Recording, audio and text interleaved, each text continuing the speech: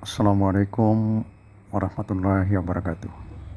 Hadirin wal hadirat dimanapun berada, yang semuanya berbahagia insyaallah. Berikut kita ikuti bersama kisah menarik, yakni kisah mu'alafnya Natalia Iriani. Mari kita langsung ikuti bersama berikut ini. Assalamualaikum warahmatullahi wabarakatuh. Saya Natalia Iriani, saya mu'alaf. Dulu saya masuk Islam bukan karena Al-Quran, tapi karena Injil. Saya nggak pernah baca buku tentang Islam. Saya juga nggak pernah nonton acara-acara Islam atau ceramah-ceramah ustadz. Apalagi tentang perbandingan agama itu saya nggak pernah belajar itu. Bahkan bisa dibilang saya tuh paling gak suka sama Islam. Seperti dengar azan aja nih kuping rasanya tuh udah panas. Lagi enak-enak nonton, terus tiba-tiba ada tayangan azan, aku tuh langsung ambil remote, TV-nya aku matiin. Kalau lagi ada acara ceramah ustadz, tayangan-tayangan Islam, aku juga gak pernah mau dengerin itu. Pokoknya ya, intinya Islam itu benar-benar harus aku hindarin. Orang tua juga sudah mendoktrin kalau Islam itu bukan agama yang benar. Pokoknya no Islam. Saya ingin mengutip beberapa ayat yang membuat saya berpikir, Yesus itu Tuhan apa utusan?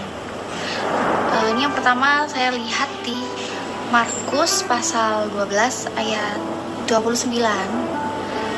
Jadi gini ya, hukum yang terutama ialah, dengarlah hai orang Israel, Tuhan Allah kita, Tuhan itu Esa. Di sini Yesus berkata Tuhan Allah kita. Artinya Allah Tuhan kita. Kita ya termasuk yang mengucapkan, yaitu Yesus. Dan Tuhan itu Esa. Markus 12 ayat 29 juga dikuatkan tentang keesahan Tuhan di Ulangan 4 ayat 35 yang berbunyi, engkau diberi melihatnya untuk mengetahui bahwa Tuhanlah Allah, tidak ada yang lain kecuali Dia. Jadi nggak ada yang lain kecuali Allah. Udah simple, jangan dipersulit. Bila Alkitab bilang Tuhan itu Esa, berarti Tuhan itu Esa. Percaya itu, karena itu firman. Bila Alkitab bilang tiada Tuhan kecuali Dia, berarti memang tiada Tuhan kecuali Dia. Percaya itu, simple aja. Kita nggak perlu jadi ahli teologi, enggak. Ini kitab bisa untuk semua orang. Semua orang bisa pahami. Mungkin teman-teman itu ada yang berkata, ya Natalia nggak ikut katekisasi ya. Natalia nggak lulus katekisasi, makanya nggak ngerti tentang Trinitas. Ya untuk hal itu mungkin background saya bisa menjawab dan menjelaskan. Nggak harus saya bilang iya atau enggak. Papa saya seorang S1 teologi, dan dia berhasil memurtadkan mama saya. Dan saya sendiri adalah orang yang dididik oleh orang yang taat terhadap gereja. Saya katakan terhadap gereja, bukan terhadap Alkitab ya. Bagaimana dengan saya? Ya, saya juga berhasil memurtadkan seorang muslim. Tapi alhamdulillah sekarang dia sudah balik lagi ke Islam. Jadi katekisasi yang dibilang saya nggak ikut lah, saya nggak lulus, ya saya ikut, saya lulus. Dan Alkitab basicnya itu adalah kitab untuk semua orang. Artinya bukan hanya orang teologi aja yang bisa memahami. Nah, jadi simpel. Bila Alkitab bilang Tuhan itu Esa, berarti Esa. Bila Alkitab bilang tiada Tuhan yang lain, berarti tiada Tuhan yang lain.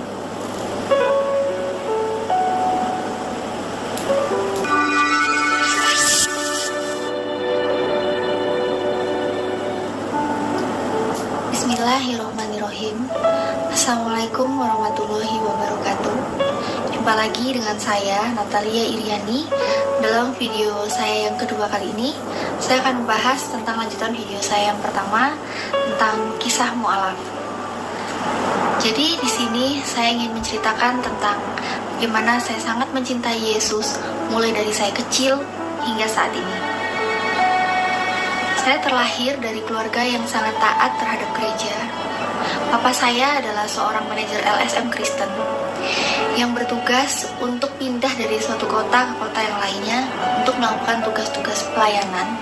Dan dari situ membuat saya untuk semakin cinta pada Yesus, dan keimanan saya terhadap Yesus itu semakin kuat. Karena apa yang dilakukan papa saya saat itu, bagaimana cara papa saya dalam melayani masyarakat, di situ saya melihat kasih Yesus itu benar-benar nyata. Itu yang membuat saya semakin cinta pada Yesus. Kecintaan saya pada Yesus dari mulai saya kecil bahkan sampai sekarang itu malah meningkat. Tapi keraguan saya terhadap ketuhanan Yesus juga meningkat. Kok bisa gitu? Ya mungkin tanpa kita sadari, apa yang saya alami itu juga dialami oleh teman-teman kita yang Kristen. Nah, jadi gini contohnya, waktu aku kecil kan aku kumpul sama teman aku. Nah, teman-teman aku tuh ada yang Islam, ada yang Kristen. Nah, jadi teman aku yang Islam, Tuhannya itu kan Allah, tulisannya itu Allah. Di Alkitab pun, di kitab Ulangan itu bilangnya Tuhanlah Allah. Berarti Tuhannya Islam sama Tuhannya Kristen kan sama-sama Allah. Nah, di situ saya mikir, di sini Tuhannya sama-sama Allah, tapi kok di gereja ngajarinnya Tuhan itu Yesus. Nah, jadi saya coba tanya sama guru sekolah minggu, pernah juga tanya sama guru agama. Pada saat itu saya bilang, kok Tuhannya kita Yesus, padahal kan Alkitab bilangnya Allah. Itu berarti gimana dong kalau misalnya Alkitabnya bilang Allah, tapi kita diajarinnya Yesus. Nah, jadi di situ saya mendapatkan jawaban itu bukan jawaban yang membuat keraguan saya hilang, tapi malah membuat saya semakin ragu. Tapi saya ragu, jawabannya malah begini, kalau kamu masih ragu, berarti kamu dosa. Nah, saya saat itu kan masih kecil, takut sekali ya kalau dibilang kalau ragu itu dosa. Jadi saya berusaha yakin, saya berusaha terima aja apa yang dibilang kalau itu tuh Yesus. Jadi saya terima, saya langsung minta maaf sama Tuhan, saya tobat ya, walaupun saya tuh nggak mendapatkan jawaban yang menghilangkan keraguan saya.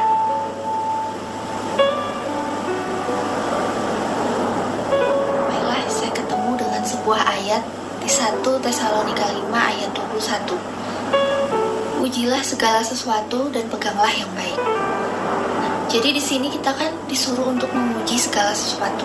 Berarti kita harus melakukan suatu pengujian. Kita harus menganalisa. Apa yang kita analisa berarti kita harus menuju ke metode penelitian. Nah, di sini apa yang harus kita teliti? Jadi ya semuanya. Apa yang harus kita uji itu semuanya. Nah, kalaupun kita mau menguji pendeta juga nggak apa-apa.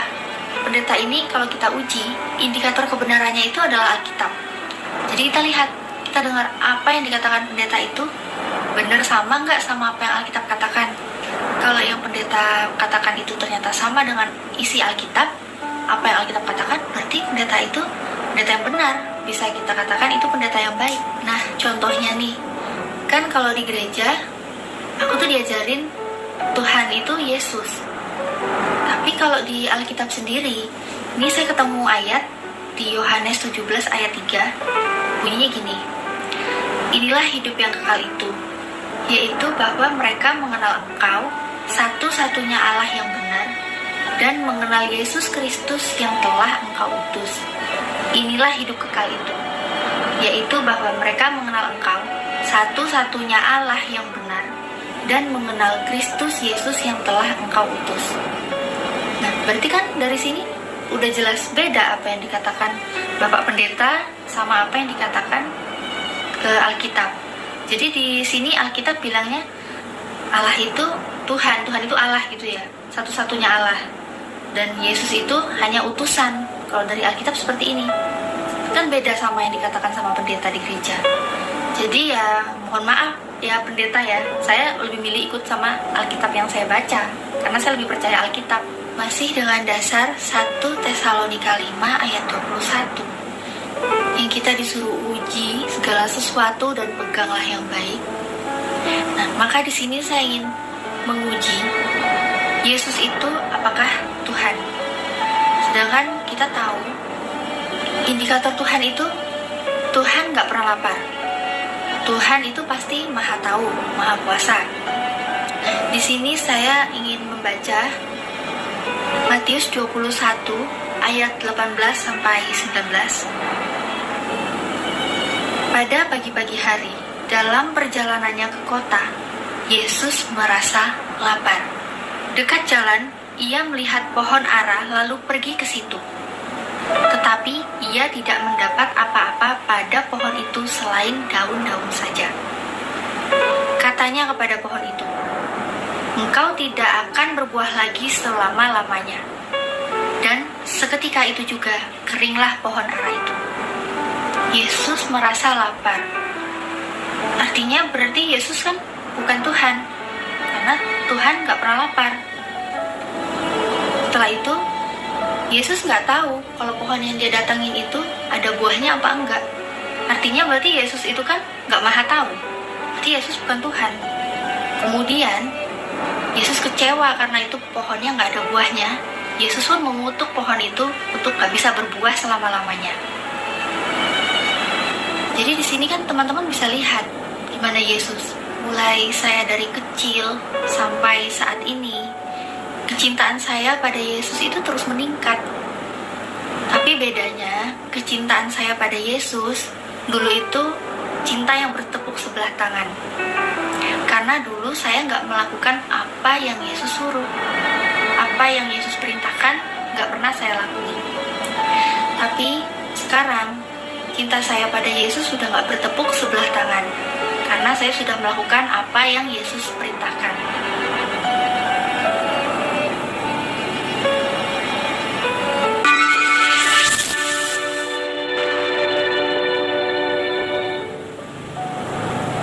Bismillahirrahmanirrahim.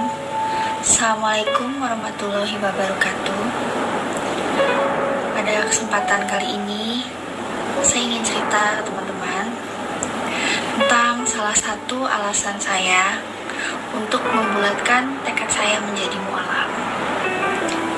Jadi begini, yang pertama, saya membuat kesepakatan kepada diri saya sendiri bahwa Alkitab, kitab suci saya pada saat itu harus 100% benar. Kenapa harus 100% benar? Karena kitab suci itu adalah kitab yang berisi firman dari Tuhan. Nah, firman dari Tuhan berarti nggak mungkin salah, karena sumbernya dari Tuhan. Kalau kitab suci ada yang salah isinya, itu berarti sudah bercampur dengan ulah manusia. Karena kalau dari Tuhan, pasti nggak mungkin ada kesalahan sekecil apapun.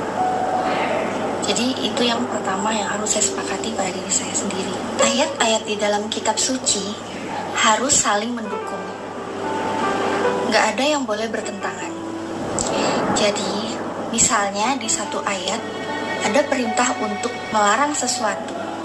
Maka di ayat yang selanjutnya, jangan sampai ada ayat yang memperbolehkan sesuatu yang sudah dilarang di ayat sebelumnya itu.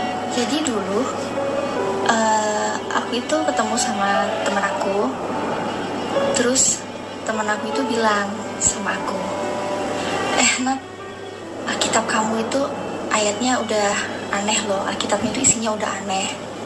Terus aku kan nanya, anehnya gimana ya? Terus dia bilang, kalau isi Alkitab kamu itu, ayat-ayatnya itu banyak yang saling bertentangan, kontra gitu. Ayat satu sama ayat satu lainnya itu bukannya mendukung, malah bisa bikin kamu bingung. Terus aku karena ya dia juga temen aku juga ya dengerin dia ngomong apa gitu kan. Terus tapi aku hanya bilang, masa sih? Jadi apa yang temanku omongin itu aku cuma simpan aja. Terus sampai rumah aku ya browsing gitu, bener nggak apa yang temanku omongin itu? Karena kan aku mau dengerin temanku itu karena ya memang dia juga udah lama berteman sama aku, udah deket. Jadi kalau apapun yang dia omongin ya aku percaya lah gitu ya. Tapi aku harus cek juga apa yang dia omongin. Nah, karena aku browsing itu, terus di situ aku ketemu banyak sekali yang aneh yang membuat pikiran itu jadi nggak tenang. Jadi kesimpulannya, dari aku browsing-browsing itu, aku ketemu ayat yang pertama di sini nih ya. Di 2 Samuel 8 ayat 4 itu aku bandingkan dengan 1 Tawarik 18 ayat 4.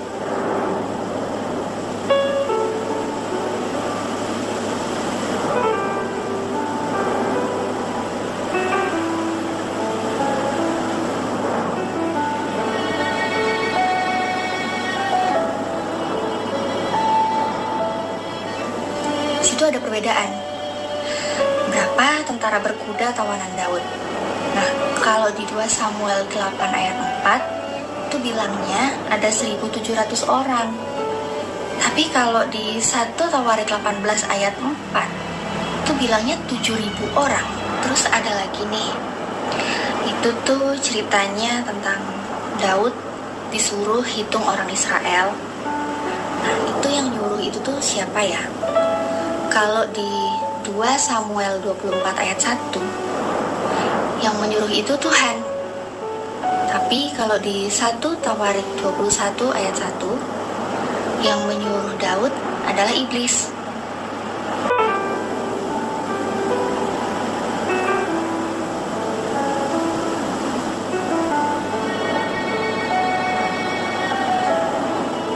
Beda jauh ya Tuhan sama iblis. Berarti yang benar yang mana ya? Nah, selanjutnya ini cerita tentang penyaliban Yesus yang diambil di Markus 15 ayat 25. Itu dijelaskan kalau Yesus disalib jam 9. Tapi kalau di Yohanes 19 ayat 14, jangankan jam 9, jam 12 aja itu Yesus belum disalibkan loh.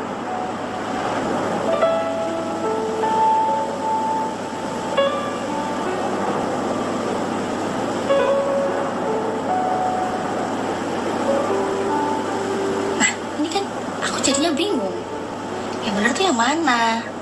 Kok bedanya jauh banget?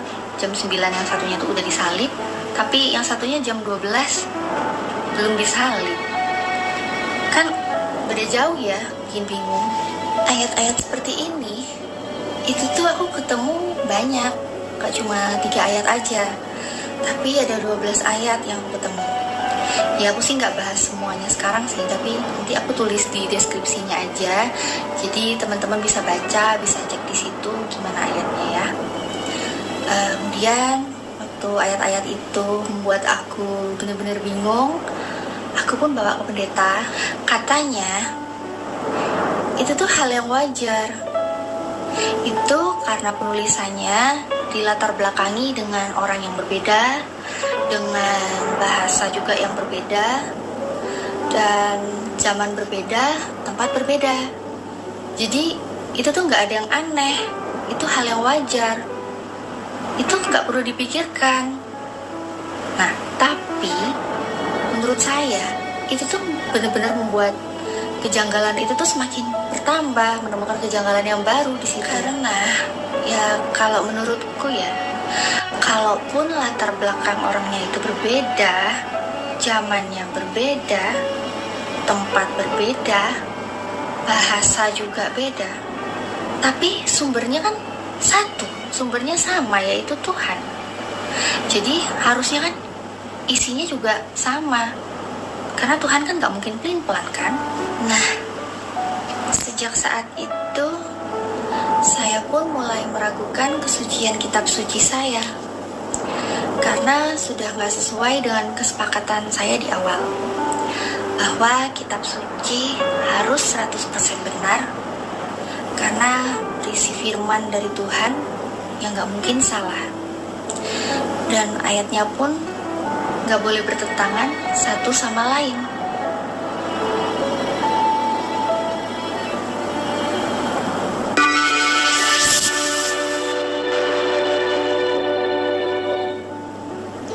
Bismillahirrahmanirrahim.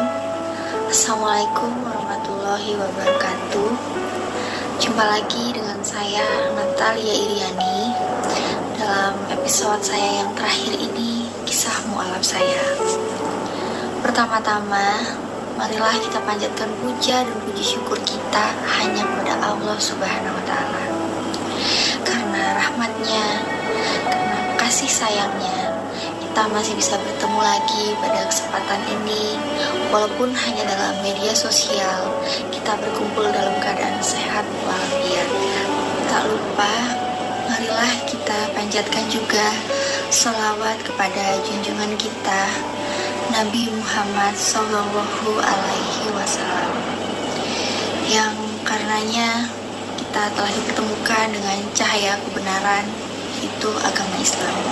Pada kesempatan kali ini, saya akan menyelesaikan cerita saya tentang perjalanan dari saya agama Kristen memilih menjadi agama Islam.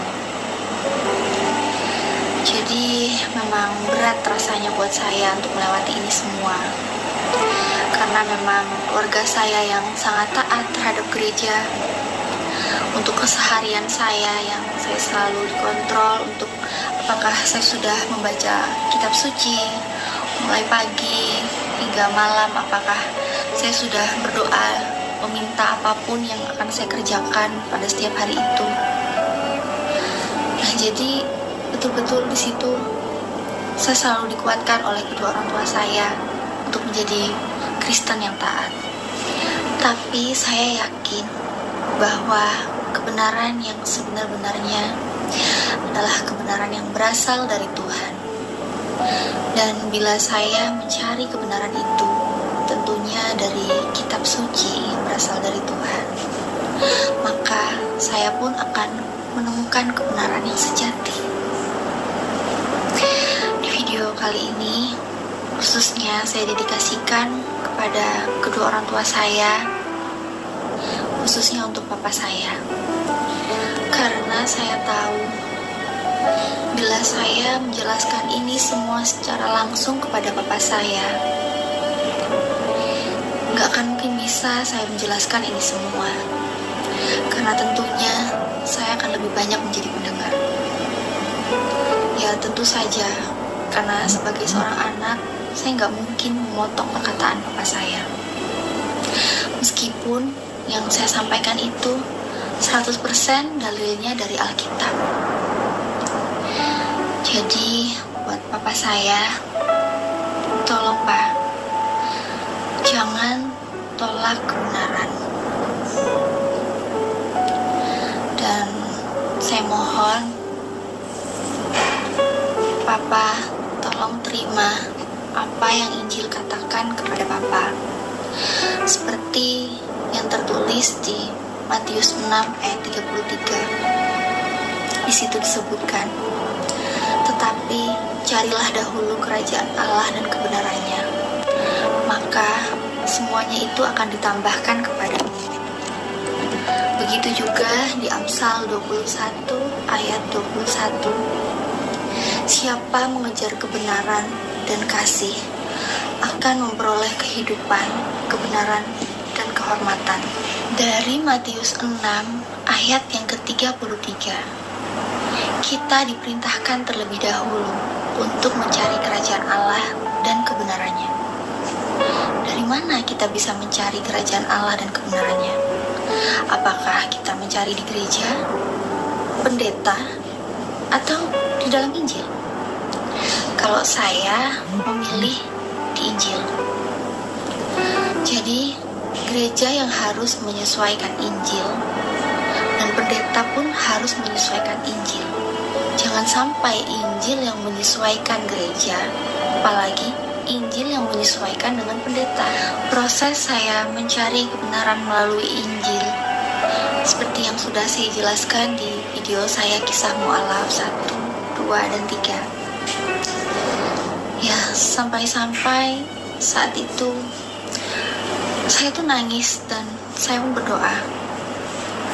Ya memang saat itu saya sebenarnya sudah menemukan kebenaran. Saya tahu bahwa Tuhan itu hanya satu. Tuhan semesta alam ini hanya satu yang harus disembah. Tapi yang saya bingung itu, yang saya nggak tahu itu, Tuhan mana yang harus saya sembah? Apakah Tuhan yang selama ini saya sembah itu sudah benar? Atau saya sudah menyembah Tuhan yang salah dalam tangis dan doa? Di situ saya bilang, Tuhan, maafkanlah keraguanku, karena sekarang aku gak tahu Tuhan yang mana yang harus aku sembah. Dan bila selama ini aku salah menghambakan diri, sesungguhnya aku sedang menghambakan diriku kepada Tuhan yang layak aku sembah, yaitu Tuhan semesta alam. Maka apabila aku salah menghambakan diri selama ini, maka tunjukkanlah kebenarannya. Nah, selama ini aku nyari kata Yesus adalah Tuhan, itu aja aku gak nemu. Apalagi pakai kata-kata sembahlah aku, gak nemu sampai sekarang. Nah, ternyata saat aku ragu, papaku tanpa basa-basi langsung nyodorin Yohanes 13 ayat 13. Nih, baca. Kamu menyebut aku guru dan Tuhan, dan katamu itu tepat, sebab memang akulah guru dan Tuhan. Nah, aku langsung shock dan kaget banget tentunya ya saat itu. Karena yang aku pikir setelah aku baca kayaknya gak ada kata-kata itu, ternyata papaku nunjukin itu. Dan ternyata memang ada ayatnya kalau Yesus mengaku bahwa dia adalah Tuhan. Selama ini yang aku nemu di Alkitab itu kan kata-katanya Tuhan kita itu Allah, Tuhan itu Esa, dia yang mengutus aku, dan dia lebih besar dari aku. Ya aku sih gak perlu lah ya nyebutin ayatnya itu di mana, karena kan dari komentar-komentar teman-teman yang udah ada itu kan bilangnya aku nggak paham Alkitab atau ayatnya, jadi saya terasa kalian lebih tahu lah ya, ayatnya di mana.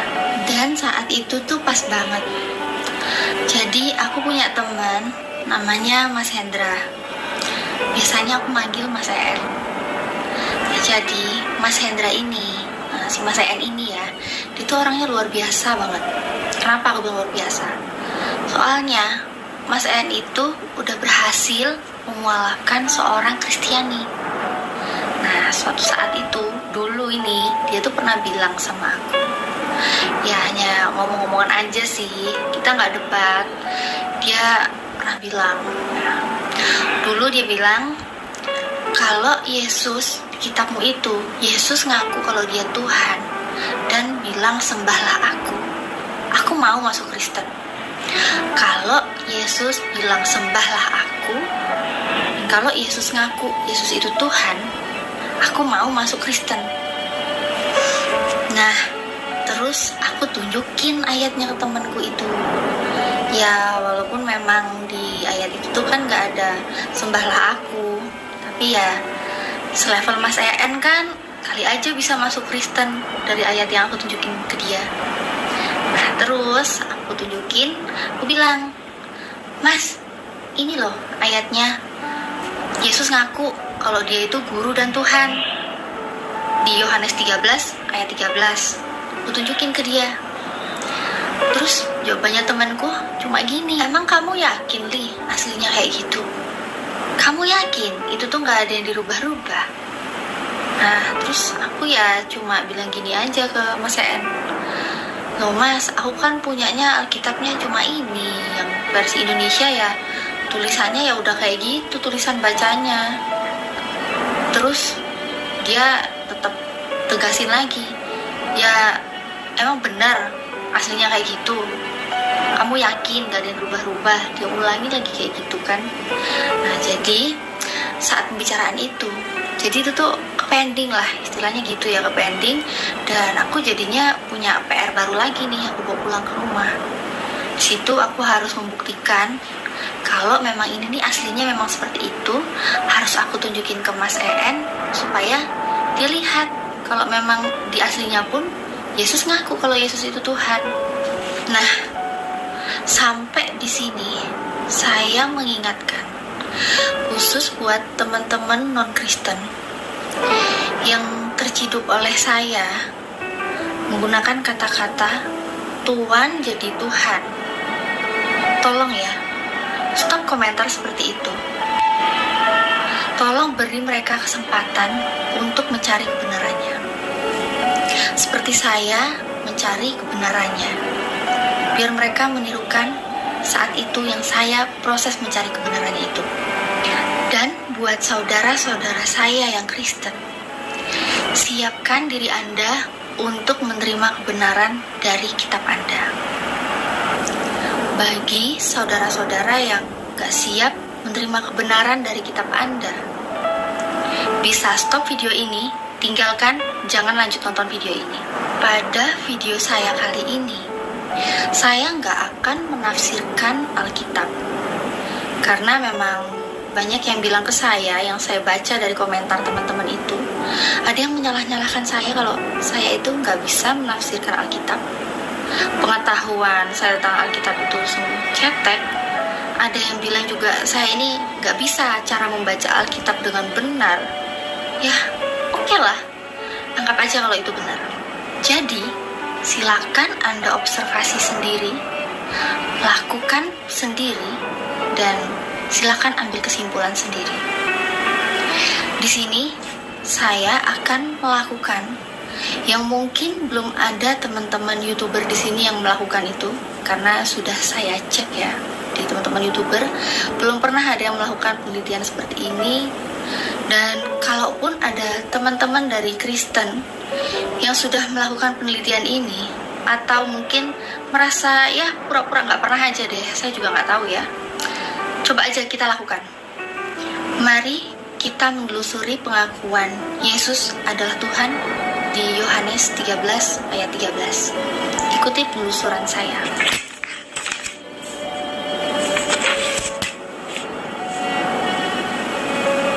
Oke, sekarang kita ke Google ya. Kita cari Yohanes 13 ayat yang ke-13. Kita lihat ayatnya seperti apa bunyinya. Kita pilih yang Alkitab Sabda. Kita klik. Kamu menyebut aku guru dan Tuhan, dan katamu itu tepat, sebab memang akulah guru dan Tuhan. Di bawahnya juga, aku guru dan juga Tuhan. Itu tepat karena aku memang guru dan Tuhan. Nah, di bawahnya lagi ini, aku guru dan junjungan. Junjungan, kenapa kok ada perubahan ya? Tadinya kan kita baca Tuhan, terus jadi junjungan. Coba kita cari yang di versi yang lebih kuno ya. Kita klik yang di kuno. Oke, kita klik. Nah, di sini apa itu tulisannya? Kamu ya, nama pengajar dan tuan. Di sini tuan. Kok beda ya sama yang tadi ya? Ada perubahan apa ini? Guru dan tuan lagi ya, kita ketemu di sini. Nah, guru dan tuan. Di versi ED ini lebih jelas ya. Kamu memanggil aku guru dan tuan. Nah, dan tepatlah demikian, sebab memang itulah aku, tuan ya. Jadi kita di sini lihatnya tuan. Terjadi perubahan beda dengan yang kita lihat tadi pertama ya, aku guru dan Tuhan. Sekarang coba kita cari lagi. Kita ke yang lain lagi, kita klik ini. Akan melakukan pencarian yang versi asli. Kita cari John 13 ayat 13 yang original version. Oke, kita cari di situ. Kita cari ke bahasa aslinya ya, jadi biar jelas sebenarnya sih artinya itu apa. Jadi kita butuh yang bahasa aslinya. Oke, kita di sini cari. Nah, ini di Bible Hub ini ada tulisan aslinya ya. Oke, kita klik di situ karena ada tulisan-tulisan bahasa aslinya. Bisa copy nanti di situ ya. Kita klik dulu. Ini muncul ya tulisannya. Yohanes 13 ayat 13 ada bahasa aslinya dan juga yang diterjemahkan ke bahasa Inggris. Sekarang saya mau cari kata yang terjadi perubahan tadi itu di Lordnya ya, kalau di Inggris ya. Tapi yang saya mau ambil yang tetap bahasa aslinya. Oke. Bahasa aslinya saya copy dan saya butuh Google Translate. biar kita tahu ini sebenarnya artinya apa sih, arti dari bahasa aslinya sendiri. Oke, kita ke Google dulu, Google Translate. Saya butuh yang lebih besar tampilannya ya, supaya teman-teman juga bisa lihat lebih jelas. Kita paste di situ. Kita lihat. Oke, di Indonesia itu ternyata artinya jadinya Bapak.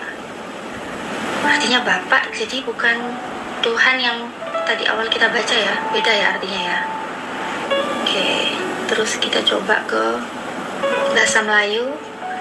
Itu pun di bahasa Melayu tulisannya artinya enci ya, enci bukan Tuhan ya, lain-lain ya. Oke, terus kita coba lagi ke bahasa Jawa. Bahasa Jawa pun artinya Pak. Nah, Pak ini di mana-mana itu ada Pak ya. Di sini saya punya tetangga namanya Pak Yatno. Gak mungkin lah saya panggil Pak Yatno itu tiba-tiba jadi Tuhan Yatno, Gusti Yatno, itu kan gak mungkin ya, karena artinya beda jauh sekali tuh. Coba ke Inggris. Inggris pun jadinya Mister.